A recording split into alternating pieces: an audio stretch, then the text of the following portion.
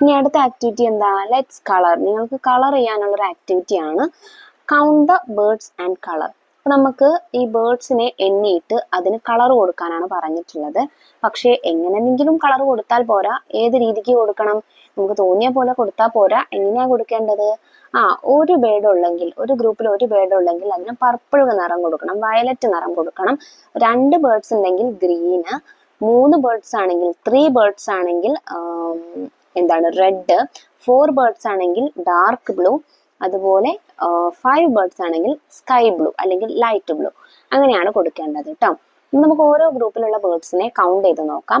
ആദ്യത്തെ ഗ്രൂപ്പിൽ നോക്കൂ, 1 2 3 4 5 5 ബേർഡ്സ് ഉണ്ട്. അപ്പൊ 5 ആണെങ്കിൽ ഏതാ കൊടുക്കാൻ പറഞ്ഞിരിക്കുന്നത് മക്കളെ?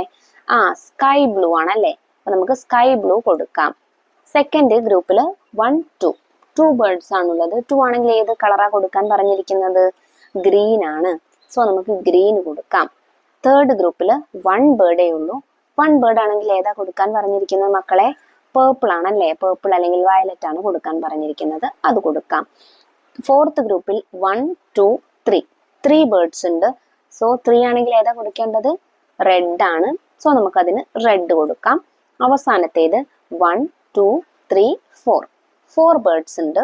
4 ബേർഡ്സ് ആണെങ്കിൽ ഡാർക്ക് ബ്ലൂ ആണ് കൊടുക്കാൻ പറഞ്ഞിരിക്കുന്നത്. അപ്പൊ നമുക്ക് ഡാർക്ക് ബ്ലൂ കൊടുക്കാം.